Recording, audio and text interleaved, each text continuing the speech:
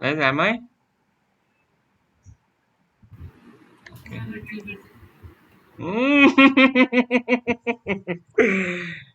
श्रेया तीर एकदम निशाने पे लगा. Okay. Okay, so today we are going to discuss monopolistic competition. So don't worry, all this was Gidhar Babki. I'm not going to do anything of that sort. But what I'm trying to say is that please attend your classes regularly. Okay, now guys, we are going to talk of monopolistic competition. And think of monopolistic competition, think of the market of shampoo, think of the market of toothpaste. There are large number of sellers who are trying to, sell a differentiated product in this market. And they are trying to differentiate their product by advertising and marketing that their product, their toothpaste is better than others. So they would say that my toothpaste has salt, my toothpaste has charcoal, and they are going to prove that their toothpaste is the best for your teeth. Now, companies that sell shampoo, they would claim that their shampoo would stop hair fall, they would make your hair look silky and all that, right? And they use famous celebrities to advertise all this. So consumers would feel that their hair would look like that of that celebrity who's advertising, right? So girls feel that their hair will become like Kareena Kapoor or Aishwarya Rai if they start using Sunsilk or Tresemme. So, yeah, so the idea is that in monopolistic competition, firms are going to differentiate their products in terms of quality and features, and they are going to spend a lot on advertising and marketing. They are also going to spend a lot on research and development, so as to you know make the quality of their products unique. But the idea is, guys, how much ever they differentiate, products are going to be a close substitute of each other, right? Colgate is always going to be a substitute for Pepsodent or a Sensodyne. Sunsilk is always going to be a substitute for, say, L'Oreal or for Tresemme, right? They are always going to be very close substitutes. How much ever these companies differentiate their products. Okay, so under monopolistic competition, there are going to be a large number of sellers who would try to sell a differentiated product,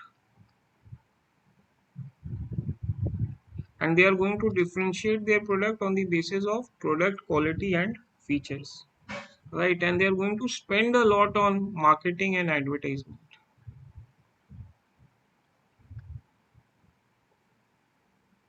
So there was this ad that comes in India where it says, uh, does your toothpaste have salt, right, guys? So what uh, which is the company who gives this ad? Is that Colgate or I don't remember? Okay, anyhow. Okay, so guys, these product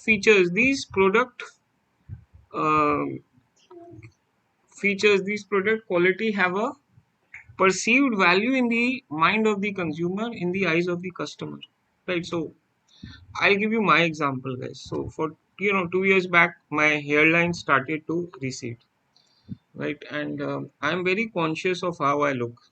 See, I'll not I'm very very conscious, right? So my tummy should be in, right? My clothes should be proper. So I'm very very very conscious of all that. So when my hairline started to recede, I got very anxious.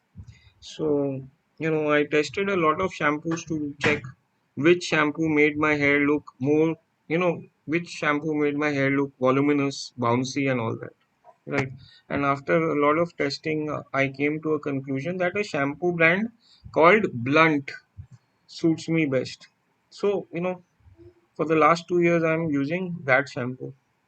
And in the last 2 years, price of that shampoo has increased by 50%. But I still use it. I still buy it. because that shampoo suits me best. Now, with this story, what I'm trying to tell you is that in monopolistic competition, sellers, firms can raise prices without losing all its customers. Now, I'm not going to switch to some other shampoo if my personal favorite blunt raises its price. Some people might switch to other brands, but some people like me won't if our favorite brand of shampoo increases its prices. Right? So, what I'm trying to say is that, firms under monopolistic competition would face a they would face a downward sloping demand curve. They are going to face a downward sloping demand curve. Why? The reason is because firms under monopolistic competition do not lose all their customers if they raise their prices. Why? Because the product quality, the product feature have some perceived value in the eyes of the consumer. Some people would switch to other brands if a firm increases its prices, but some people like me who are used to that product, who feel that that particular product suits them best, they are not going to switch to some other brand. They are going to continue to buy that shampoo. They are going to continue to buy that brand even if it increases prices. So that is why firms under monopolistic competition face a downward sloping demand curve. They are not going to lose all their customers if they raise prices. Right? Now this is unlike perfect competition. Now in perfect competition, firms were price takers. They had to sell at a price that the competition was selling. Because if they raised their prices, what would happen is that consumers, customers would switch to their competitors and their sales were reduced to zero. So they had a horizontal demand curve. In firms under perfect competition had a horizontal demand curve. And guys, why were they price takers? Can you tell me why were they price takers? What was the main reason why firms under perfect competition are price takers? Can you tell me why? No product differentiation. Yes, because they are selling the same thing. All of them selling potatoes, all of them selling oranges, all of them selling cauliflower, right? So all of them are selling the same thing. So no one seller can claim that their product is better than the other. But that's not the case here. In monopolistic competition, what is happening is that firms are differentiating their product by advertising, by marketing, right? They're using marketing and advertising to tell the world that their product is better than the rest, right? So, and this product quality, this product features have perceived value in the eyes of the consumers, right? I told you my story right now, right? Okay. Now, is the next question that arises is this demand curve going to be flat, or is this demand curve going to be steep? Guys, tell me, is this demand curve going to be flat, or is this going to be steep? Can you please tell me? Steep, sir. Depends on the differentiation. Okay, so guys, I just Steep. told you that firms under monopolistic competition, right? All the products being sold in this particular market structure, in this monopolistic competitive market structure, products are close substitutes of each other, right? They are close substitutes of each other. So the idea being that how much ever firms differentiate, at the end of the day, Sunsilk is a substitute of L'Oreal. L'Oreal is a substitute of Tresemme.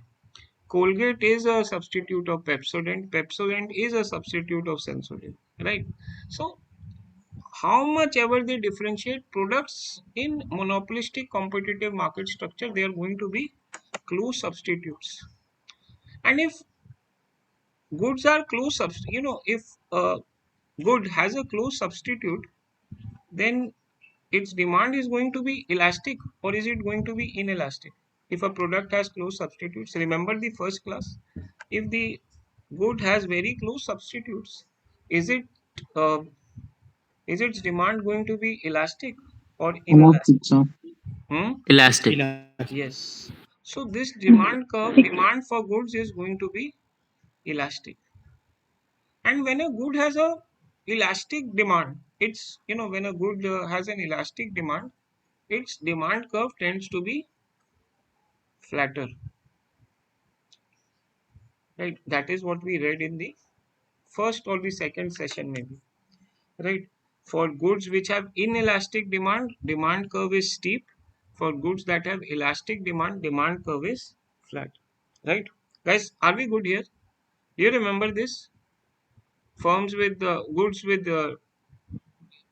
goods whose demand are elastic have flatter demand curves, and goods whose demand is inelastic have steeper demand curves. Do you remember this, or should I explain this point again? Guys, are we good? Good, sir. Good. Okay. Now firms can make demand of their goods less elastic. How can they do that? By producing compelling qualities, um, with exciting features, for which buyers would be willing to pay a higher price, right? So if a good has a very good quality and it's like, right, it has exciting, very, exciting new features, then consumers won't hesitate in paying higher prices, right? So, in such a scenario, quantity demanded is not going to be very responsive to changes in price, so the demand would get less elastic. So if a firm under monopolistic competition makes very, very, very, very good quality with many, many, many new features, then it can make then it can make the demand for its good less elastic, right? Okay. Now, guys, let's speak of barriers to entry in monopolistic competition. So overall, the barriers to entry in monopolistic competition is going to be low, right? Barriers to entry are going to be very, very, not very low, but they are going to be low overall, right? You do not need lot of land. You do not need a lot of capital and labor to make shampoo or toothpaste, right? See, Colgate and all these companies, these multinationals are doing this on a large scale, but if tomorrow you and me want to make a toothpaste, or if we want to make a shampoo, or if we want to make a soap, we can do that with a very low amount of capital. We don't require a lot of land, a lot of machinery, and a lot of labor to make all this. So since cost of setting up this business is relatively low, barriers to entry are low.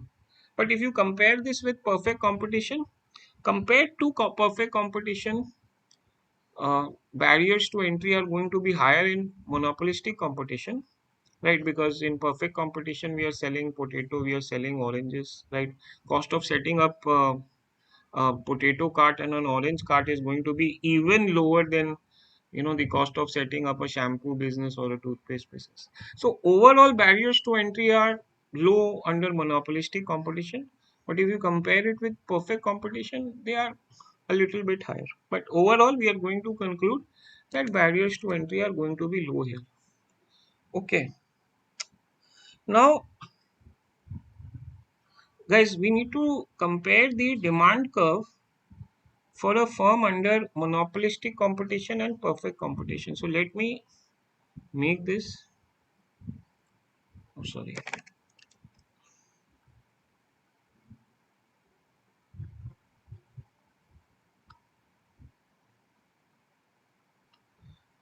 Ah,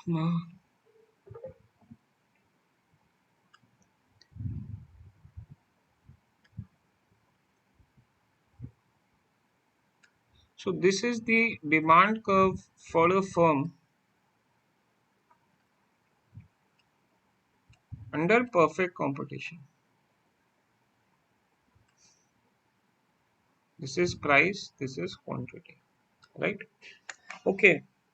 Now, guys, under monopolistic competition, if you look at this particular chart here, right, firms have a downward sloping demand curve, and in perfect competition, you can see that firms have a horizontal demand curve. Now, why is this so? Guys, why do firms have a downward sloping demand curve in monopolistic competition? Because in monopolistic competition, firms have some pricing power, right? In monopolistic competition, firms have some pricing power, right? Because they are selling differentiated products, and you know these differentiated products, right? The product quality, the product features has some perceived value in the eyes of the consumer, right?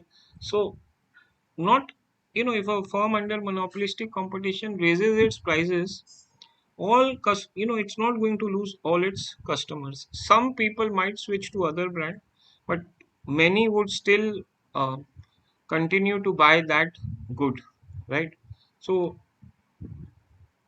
that is why its demand curve, that is why demand curve under monopolistic competition is downward sloping, because a firm is not going to lose all its customers when it raises its prices, because the product quality, because the product features has some perceived value in the eyes of the customer. Now let's discuss perfect competition. Okay, here the firm faces a perfectly elastic horizontal demand curve. Okay, and firms here have no pricing power. They have no pricing power. Why do not they, you guys? Why is there no pricing power for firms under perfect competition? Why is there no pricing power for firms under perfect competition? Because all of them are selling the same product, right? Goods are perfect substitutes of each other, right? What one firm is selling is a perfect substitute of what the other is selling, right? So, because all of them are selling the same thing, right? All of them are selling potatoes, all of them selling oranges. So, what one firm sells is a perfect substitute of what the other is selling. So that is why they have no pricing power. If one firm raises its prices, what's going to happen is that customers are going to buy from its from its competitors, and when that happens, the firm that raises its prices, its demand is going to reduce to zero. Its sales are going to reduce to zero. So that is why we say that in perfect competition, at P0, at a price of P0, firms can sell some unknown quantity, right? They can sell Q star or they can sell QR. But if they raise prices from P0 to P1, what's going to happen is that their sales are going to reduce to zero. The quantity demanded is going to reduce to zero, right? So this is why firms under monopolistic competition face a downward sloping demand curve, and firms under perfect competition face a horizontal demand curve, right? And here the price is going to equal the marginal revenue is equal to the average revenue. Okay, guys, are we good till now? Any doubts? Guys, anybody has having any kinds of doubts up till now? Bolo guys, yes or no? Shreya, Krishna, Victor, maybe Good, sir. Ankit, Anmol, Bettina, the rest of you. Sankosh, Sayed. Anybody is having any doubts? Good, sir. Okay. So guys, now let's look how the demand curve, how the average revenue curve, and how the marginal revenue curve looks for a firm in in monopolistic competition. So let's make this. So guys, let's assume that prices are 22.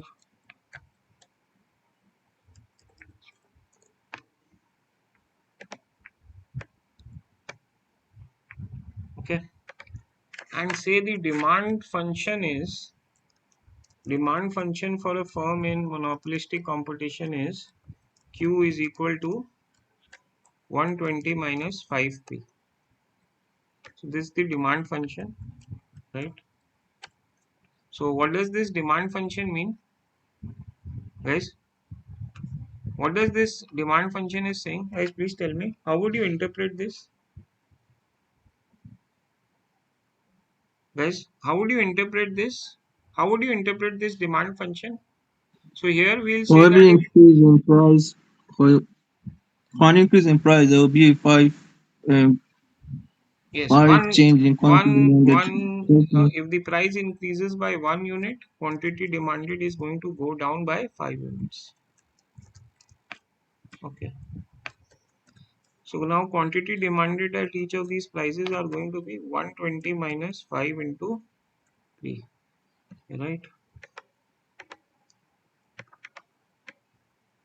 Okay, so we've got our price and quantity. Now let's, since we've got our price and quantity, we can get the demand curve. Right, so let's plot the demand curve.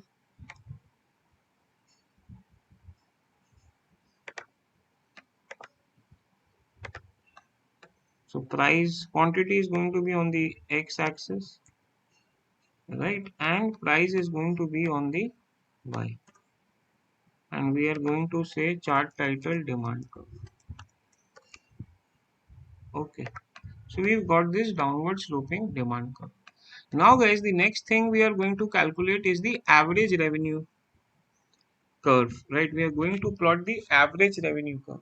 So how do you calculate the average revenue? Can someone tell me how do you calculate average revenue? Sankush, tell me how to calculate average revenue, or someone else. Total revenue divided by quantity. Yes, it's the total revenue by quantity. So how do you calculate the total revenue? Total revenue is going to Price be, multiplied by quantity. yes, it's going to be your price multiplied by quantity. So first we calculate total revenue, which is P into Q, right? And once we've got the total revenue, we are going to divide it by quantity to get the average revenue. So my total revenue is going to, my average revenue is going to be total revenue by quantity. Sorry, total revenue by quantity. Okay, so this is my average revenue. Guys, notice my average revenue. So let me zoom this for you. Guys, notice my average revenue equals price. Guys, guys, can we see this? My average revenue equals price. Guys, can I say this? Yes or no? My average revenue equals my price. All of you, are you satisfied? Ankit, Sankush, the rest of you? Yes, sir. Yes, sir. So always remember this, that for a downward sloping demand curve,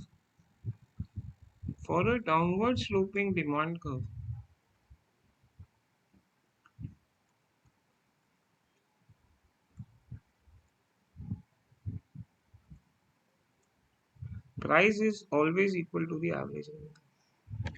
Okay. Okay. Now guys, we have got the average revenue. Now we are going to calculate the marginal revenue. How do you calculate the marginal revenue? It's the change in total revenue divided by change in quantity. So let's calculate this. So this is change in total revenue by change in quantity. Right, so we've got this. Okay, so this is my marginal revenue. Okay, so guys, let's plot the marginal revenue here. So on the x-axis, we are going to plot the quantity, and on the y-axis, we are going to plot the marginal revenue.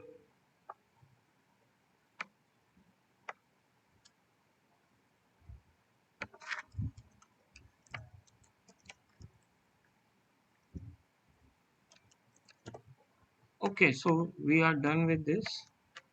Now guys, this blue downward sloping blue line is my, this is what, this is my demand curve. This is my price, which is equal to average revenue, and this downward sloping red line is your marginal revenue, right? So is this similar to your perfect competition, guys? In perfect competition, what was happening? Price equals MR equals MR and AR. AR.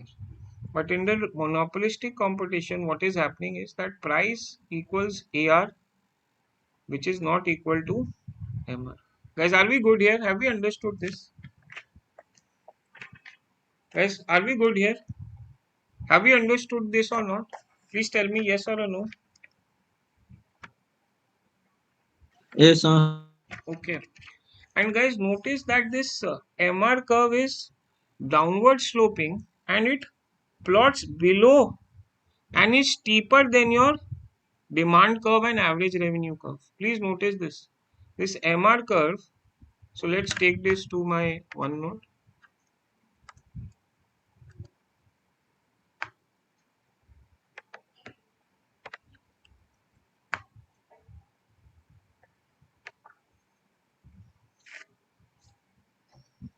Okay. This is my demand curve where price equals average revenue, and this is my marginal revenue. And we can see that the demand curve, the marginal revenue curve is downward sloping and it plots below and is steeper than the demand curve and the average revenue curve. Guys, can we see that this marginal revenue curve is steeper than your demand curve? Guys, can you see this? This red line is steeper.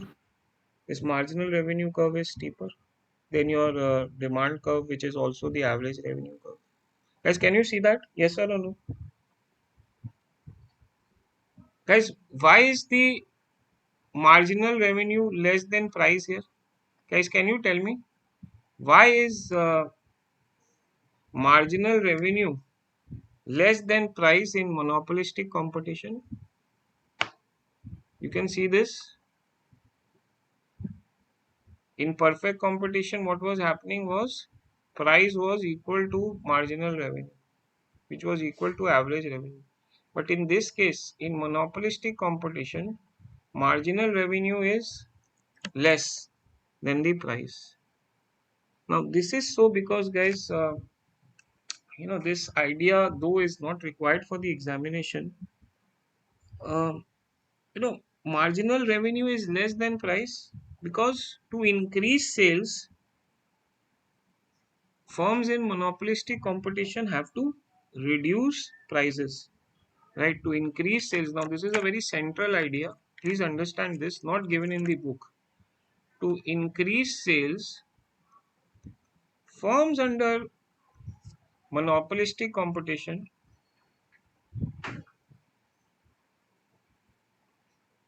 have to reduce prices, right? Naturally, because they are facing a downward sloping demand curve, right? So to sell one more unit, firms have to reduce prices, and that is why the marginal revenue is less than price for firms under monopolistic competition. Guys, are we good? Yes or a no, please? Should I move forward? Should I move Good, sir. forward or not? All of us, are we clear? Crystal clear up till now. Are we crystal clear? Shreya बोलो crystal clear है कि नहीं? Yes, sir. Okay, so now let me plot the demand curve, the average revenue curve, marginal revenue curve, and all those cost curves together. Right. So give me some time. I'll make the all the curves. So say guys, this is the demand curve, which where price equals average revenue. Okay. Now let's make the average revenue curve. Say this is my, sorry, this is my marginal revenue curve. This is my average revenue. My demand curve is also the average revenue curve, and this is my marginal revenue. We know that the marginal revenue curve plots below and is steeper than your demand curve, and the demand curve is also the average revenue. Okay, so now we'll make the marginal cost curve, and we are also going to make the average total cost curve. So guys, this is my marginal cost, right? We've already discussed how our marginal cost looks like. It initially falls due to specialization of labor, hits a minimum, and when diminishing marginal returns set in, it starts to rise. Now we are going to make the average total cost curve. So let me use some other color. Okay, so let me use this color.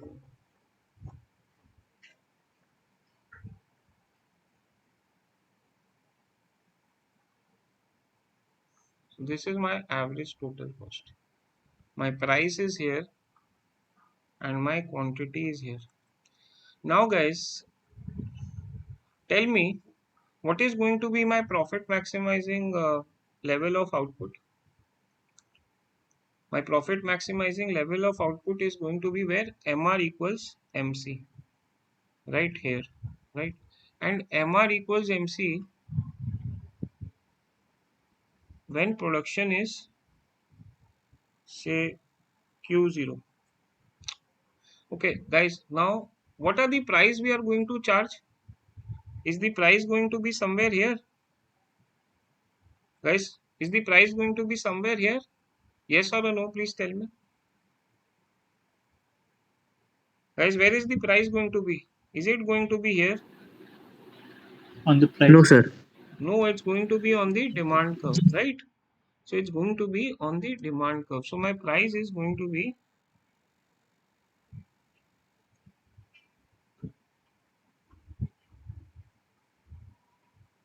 so my price is going to be here. Okay. So to maximize my profits, or to maximize its profits, firms under monopolistic competition are going to sell Q0 units at P0 price, right? And say, let me name this point. Let's name this point point B, because at this point B, MR equals MC. Now guys, when firm sells Q0 units at P0 price, is it making any economic profit? Guys, is it making Yes, any? sir. Yes, it is making economic profits, because at Q0 units of production, average total cost is here, right? So let's name this point as well. Say this is point C. My average total cost at Q0 units is represented by this point C. So guys, when I produce Q0 units and sell them at P0 price, my price, which is P0, is also equaling my average revenue, which is greater than the average total cost. So I am making economic profits. Guys, are we good? Have we understood this? We are making economic profits. Firms are making economic profits. Are we good here or not? Please tell me yes or Good. a no. Guys, are we Yes. good? Okay. Now, guys, you know what happens when the firms make economic profits. What happens when firms make economic profits? New players enter. So let me delete before I allow new players to enter. Okay, I'm going to delete all this, and then we will allow new players to enter the market. Now, since in monopolistic competition, I told you overall the barriers to entry are low. If firms make economic profits, what's going to happen is new firms are going to enter.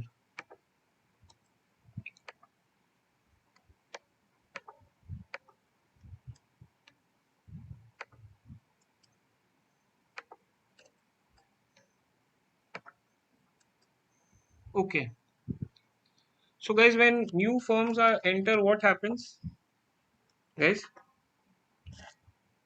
when new firms enter the market, what happens? Okay, so when new firms enter Supply. the market, see, in perfect competition, we are not, in monopolistic competition, we are not going to say supply is going to increase, right? Because in perfect competition, we said supply was going to increase because in perfect competition, everyone was selling in the same thing. But in monopolistic competition, when new players enter, since everyone is selling a differentiated product, right? We are not going to say that supply is going to increase. What are we going to say? We are going to say that Demand comes down. the choices available to the consumers start to increase, right? We are going to say that there are going to be new products in the market, so choices available to the consumers are going to increase, and when the choices available to consumer are going to increase, the demand for an individual firm would reduce, and the demand curve is going to shift down.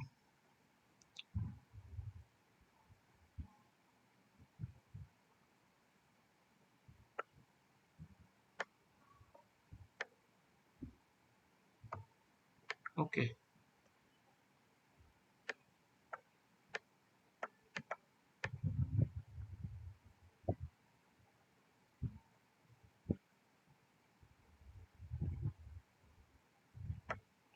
Now guys, you can see that the demand curve shifted downwards. Okay.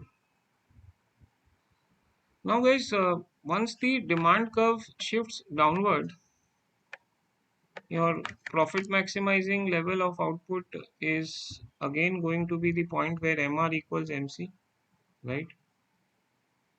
So this is going to be your profit maximizing level of output, and this is going to be your price.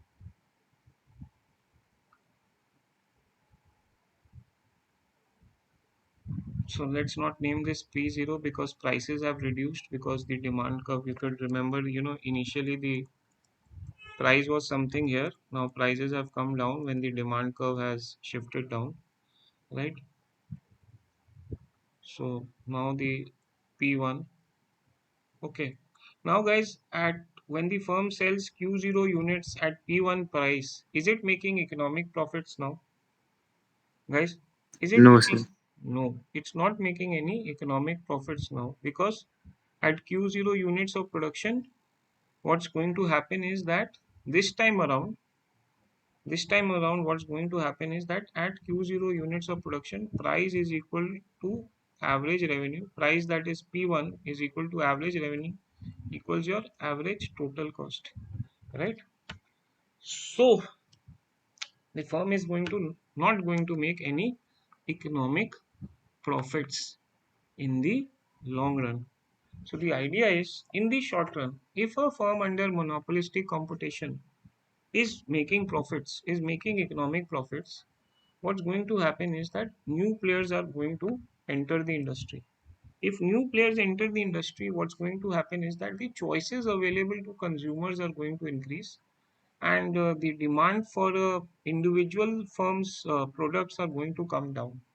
And if the demand comes down, then the demand curve is going to shift downwards, and it's going to shift downwards in such a way that price equals average revenue equals average total cost, that is the firm's break even in the long run, right?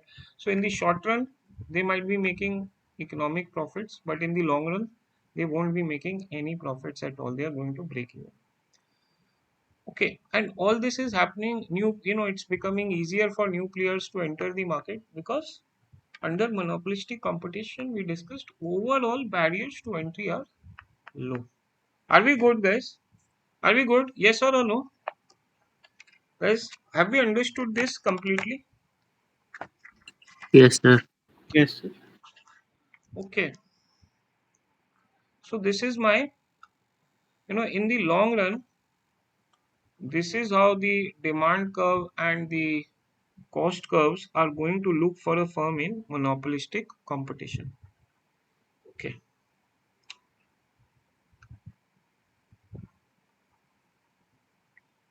And guys, you can reverse the arguments. If the firm is making economic losses in the short run, you can reverse the arguments. If the firm makes economic losses in the short run, what's going to happen is, in the long run, it's going to break even. Why? Because in the short run, if it's making economic losses, some players are going to leave the industry. If they leave the industry, what's going to happen is that the choices available to the consumers are going to decrease. If the choices available to the consumers decrease, then the demand for an individual firm's products are going to increase. Demand curve is going to shift upwards in such a way that price equals average revenue equals average total cost. So irrespective of whether firms are making profits in the short, economic profits in the short run or in the long, irrespective of whether they are making economic profits or losses in the short run, in the long run they are going to break even, right? So that's the idea, and this idea is more or less like your perfect competition. In perfect competition also we discussed that irrespective of whether the firms make economic profits or losses in the short run, in the long run they are going to break even. Okay, now guys, what we need to discuss is a very important thing. We need to discuss, or we need to compare the long run equilibrium for a firm under monopolistic competition to the long run equilibrium for a firm under perfect competition. So let's now hear this out very attentively. Okay. So guys, we were discussing the long run average total cost curve yesterday, right? So let's Yes, sir. make this. Let's make the long run average total cost curve. So I said that this was my long run average total cost curve. In the downward sloping segment of the long run average total cost curve, we were experiencing economies of scale, right? Do you remember that, guys? Here we are experiencing constant returns to scale, and here we were experiencing diseconomies of scale. In the upward sloping segment of the long run average total cost curve, we were experiencing diseconomies of scale. And we were saying that the the level of output at which the LRATC is at its minimum is your the quantity at which your LRATC is at its minimum is known as, please tell me, minimum efficient scale, right? It's the minimum efficient scale, right? Now guys, a firm is said to be productively efficient in the long run when it is producing a quantity where its long run average total cost is minimized, right? So if the firm is producing Q star units of output in the long run, we will say that the firm is productively efficient. Why will we say that the firm is productively efficient if it's producing Q star units of output? Guys, can you tell me? Because at Q star level of output, its average total cost is minimized, right? So at Q star level of output, the firm is said to be productively efficient because its long run average total cost is minimized when it's producing Q star units of output, right? Or we say that the firm is productively efficient. We can also say that the firm is productively efficient if it's operating at its minimum efficient scale, right? And essentially this minimum efficient scale is the point where it's the point on your long run average total cost curve where your long run average total cost is at its minimum, right? Okay, so you are productively efficient when you produce a quantity uh, where your LRATC is at its minimum, right? or you are productively efficient uh, when you operate at the minimum efficient scale. Okay. Now, guys, let me make the graph in the long run for a firm under perfect competition. So we had discussed this yesterday itself. Okay.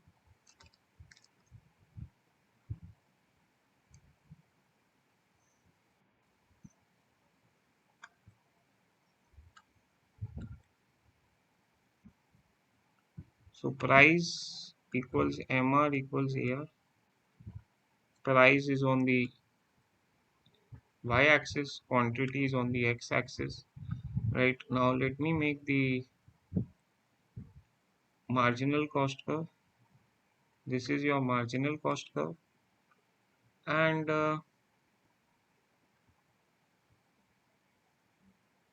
so this is the long run equilibrium. So let me name this long run marginal cost curve, and let me name this long run average total cost curve. Right. So we had said that this is how the demand curve and cost curves for a firm look like in the long run, because in the long run, uh, firms under perfect competition are going to break even. They are not going to make any profits, nor they are going to give any losses.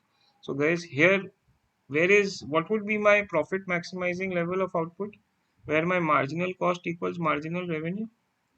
So at Q0 level of output, my profit would be maximized, right? Okay. Now, guys, guys, in the long run, I am going to produce Q0 level of output in perfect competition. Guys, is my average total cost minimized at the quantity that I am producing in the long run under perfect competition? Is my average total cost, long run average total cost minimized at this point? Yes or no? Yes, Yes, sir. sir. Yes, it is minimized at this particular point. Why is it minimized? Why am I saying that my long run average total cost is at a minimum here at this particular point, say B? Why is it at a minimum here?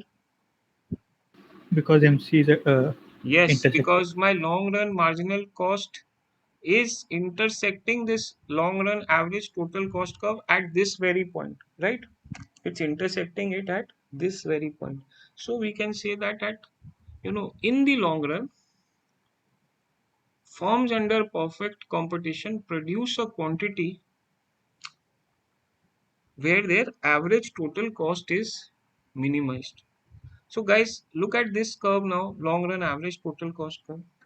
Can I say that firms under perfect competition in the long run operate at the minimum efficient scale? Can I say this? Can I say that do they operate? They do they pro- you know? Can I say that they produce a quantity where their long run average total costs are minimized? Can I say that? Can I say that they are somewhere here, Yes, sir. guys? Can I say this? Yes or a no, guys? Please tell me. Have you understood this? Yes or a no, guys? Please tell me. Can I say that? In the long run they are producing a quantity where their LRATC is at its minimum. They are producing a quantity, you know, they are basically operating at the minimum efficient scale in the long run. Can I say this, guys? Please tell me yes or no. Yes, sir.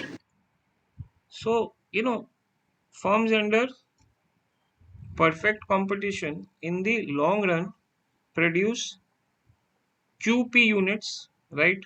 They produce a quantity where their LRATC is at its minimum. Basically, they are operating at the minimum efficient scale, and their long run average total costs are going to be CP, right? Their long run average total costs are going to be CP. Now, guys, we already made the long run equilibrium for firms under monopolistic competition, right? So this is the graph here. I'm just going to change the names.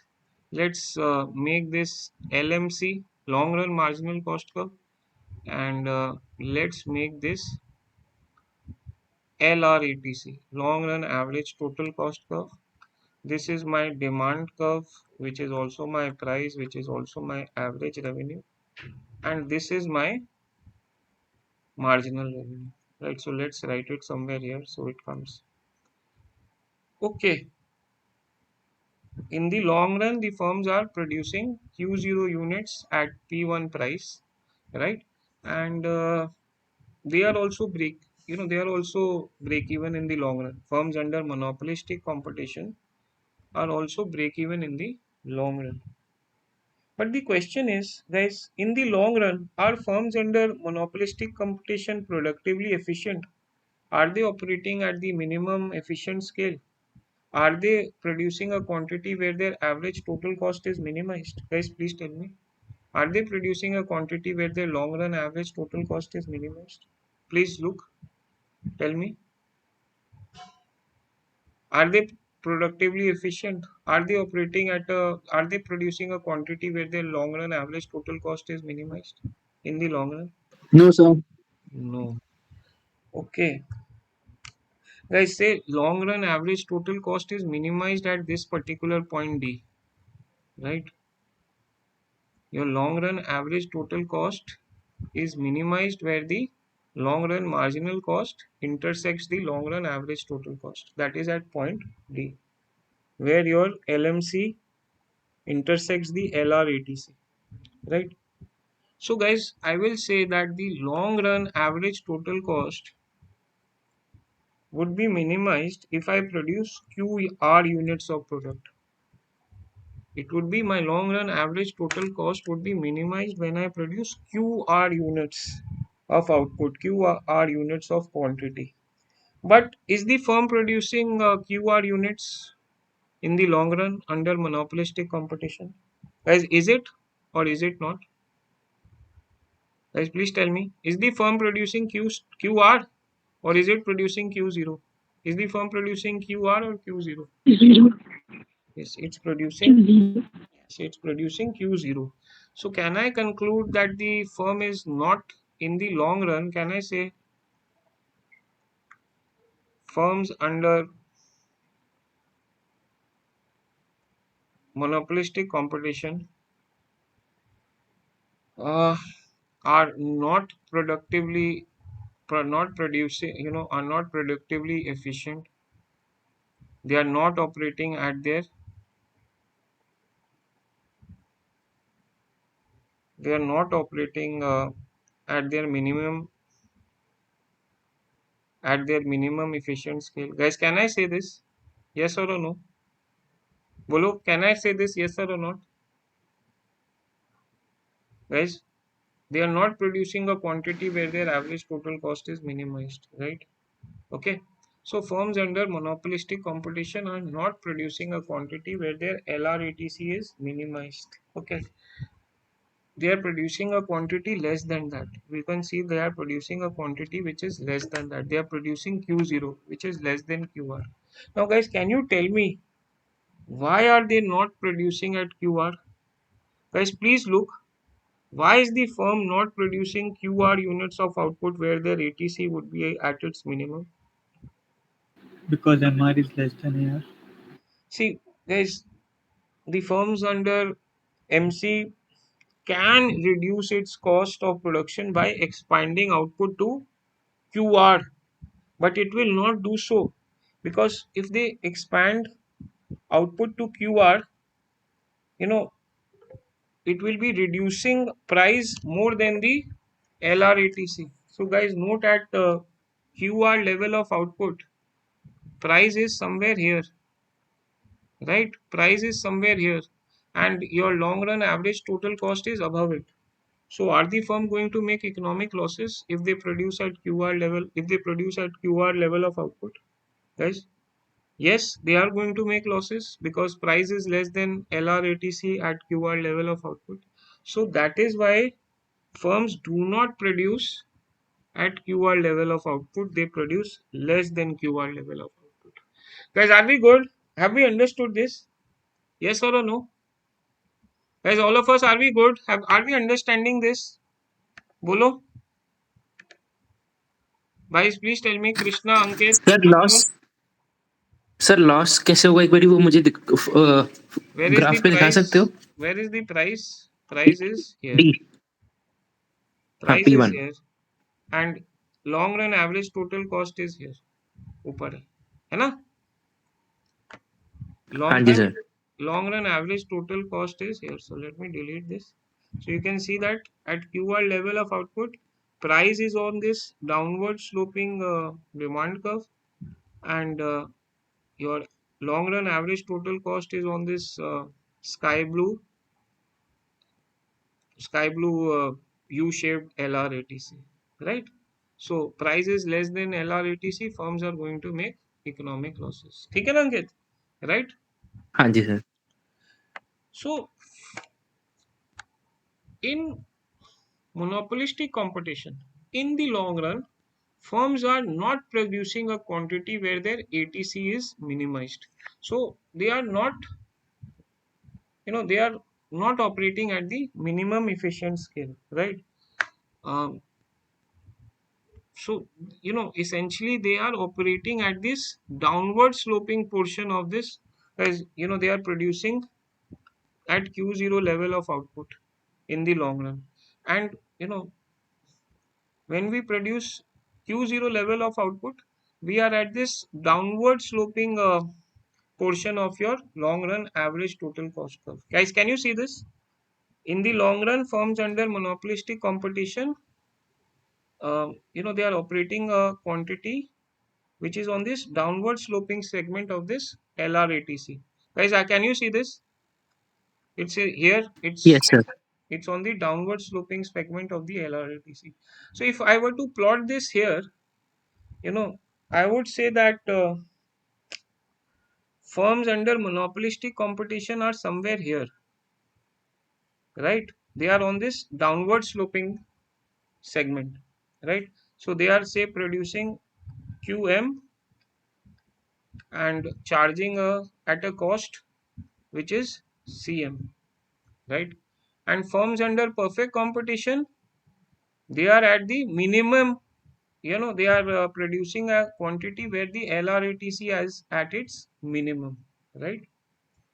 Okay, so guys, if I look at this graph, firms under perfect competition are producing a quantity QP in the long run at a cost CP, and firms under perfect competition, and they are essentially at the lowest point of the LRATC. They are producing a quantity where long run average total cost is at its minimum.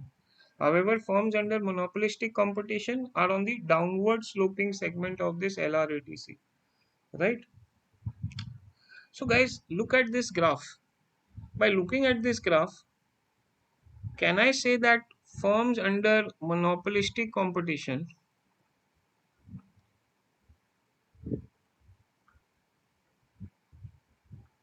can I say that firms under monopolistic competition have a higher cost, and can I say that they produce less than firms under perfect competition? Can I say this? That firms under yes monopolistic sir. competition have a higher cost and they produce less than firms under perfect competition. Guys, can I say this? Yes or a no? Please tell me, are we good? Are all of us getting this idea? Shreya, तुमको समझ में आ रहा है? Rest of you, are we getting this? Yes, sir. Guys, is anybody having any doubts right now with what I have just said? Good sir. Okay. So the first conclusion that we've arrived is that firms under monopolistic competition, they have a higher cost and they produce a lower quantity than firms under perfect competition. Syed clear है गल तेनू? सैयद सुन रहे हैं? Okay. जी sir, clear है sir. Okay. Now, guys, the other idea is that when firms are producing a quantity which is less than the minimum efficient scale, right? So, like your monopoly firms under monopolistic competition are producing a quantity which is less than the minimum efficient scale, right? So, minimum efficient scale is at QP, but firms under monopolistic competition are producing QM. That is, they are producing a quantity which is less than minimum efficient scale. So, can I say that firms under monopolistic competition are underutilizing their available resources? Guys, can I say this? They are underutilizing. Yes. And when firms underutilize their available resources, they are said to have excess capacity, right? They are said to have excess capacity because it can easily accommodate an increase in production, right? So we basically conclude that uh, under monopolistic competition, right, firms are underutilizing their capacity.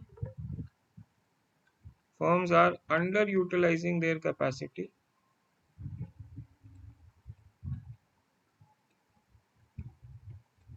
because they are not operating at the minimum efficient scale.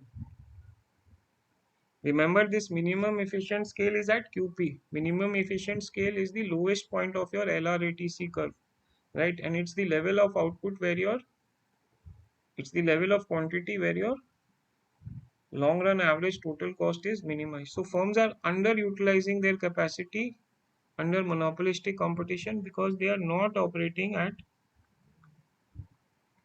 minimum efficient scale, right? So we say that they have excess capacity, right? They have excess capacity because they can easily accommodate an increase in production, right? So firms under monopolistic competition in the long run have excess capacity because they can easily increase their production. Okay, so the last part of the day, and then I'm going to conclude today's class. Monopolistic competition is going to be over in detail. Now, guys, notice in perfect competition, in the long run, firms charge a price where price equals MR equals MC, right? Guys, look at this point, this point B. At this particular point B, price equals marginal revenue equals marginal cost, right? Now, let's look at firms in monopolistic competition in the long run. Is price equals marginal revenue equals AR here, guys? Is it here? Is price equal to MR equal is price equal to MR equal to MC here?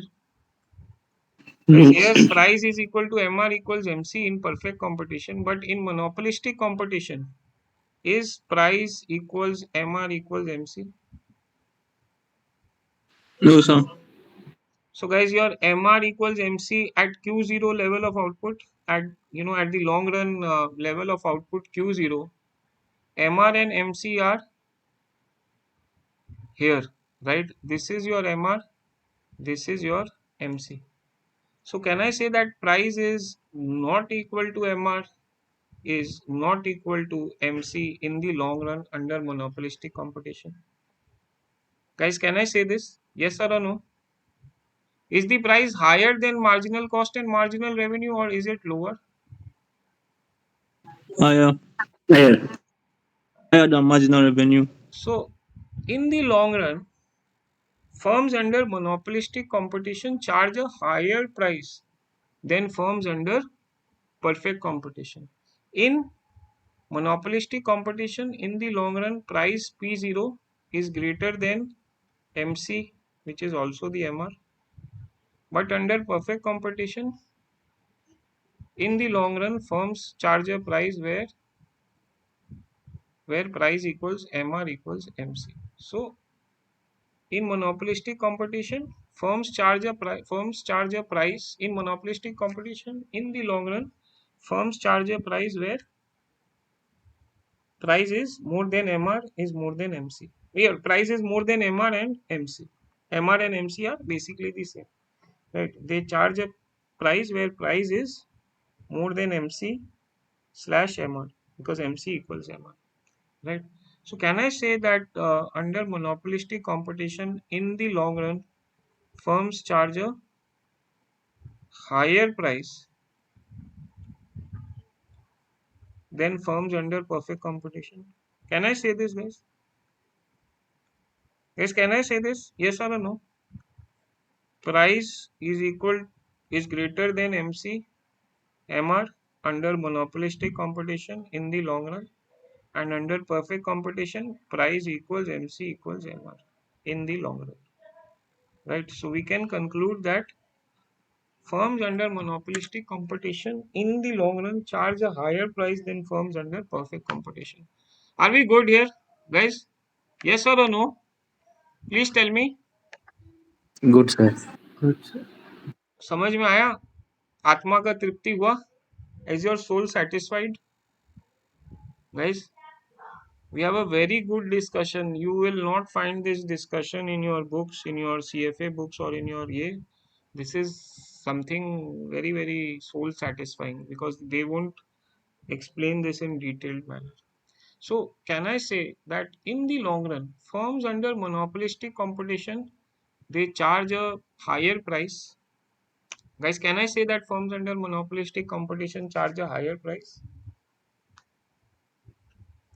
Guys, can I say that? Yes, sir. Can I say that they produce a lower quantity?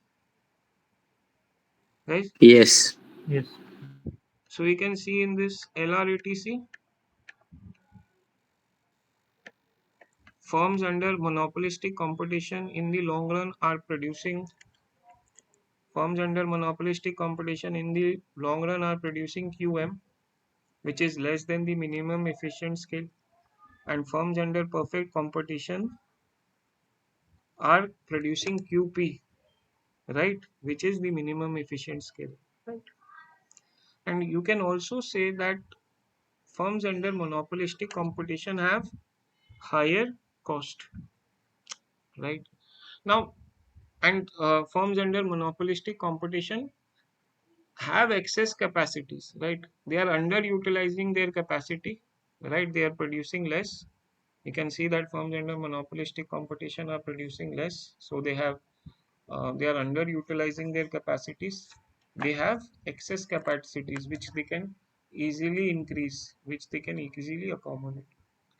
Now, guys, so these are the graphical reasons. What could be the guys, why why costs would be higher in monopolistic competition? Think of the actual reasons, factual market reasons why costs could be higher under monopolistic competition compared to perfect competition. Forget these graphs for a second. Think intuitively. Why are Because of costs? differentiation. Because they firms under monopolistic competition uh, market do a lot of marketing, advertising. They pay a lot of fees to all these celebrities to market their goods, so their costs would be higher. In perfect competition, firms do not advertise. Now, no one is going to advertise a potato or a orange, right?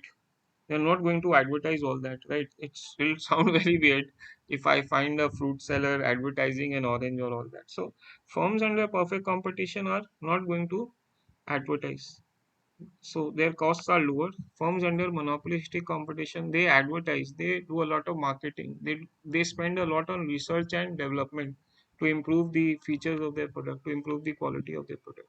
So it's because of this marketing, it's because of this research and development that costs are higher under monopolistic competition. Okay.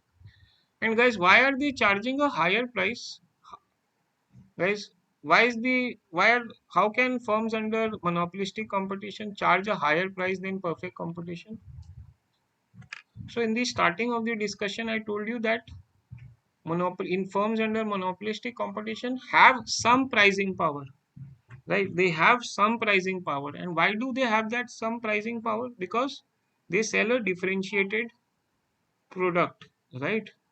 They sell a differentiated product, and this differentiated product is has a perceived value in the eyes of the consumer. And we also said that not everyone is going to it's not going to lose all its customers if it raises prices, right?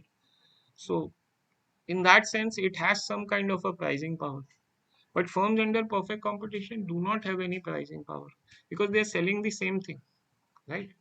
So that is why firms under monopolistic competition can charge higher prices. Prices under monopolistic competition are higher than perfect competition because firms have some pricing power in monopolistic competition because of this product differentiation. Unlike perfect competition, where firms are selling the same thing, so there's no product differentiation, right? So these are the intuitive reasons behind this. Okay.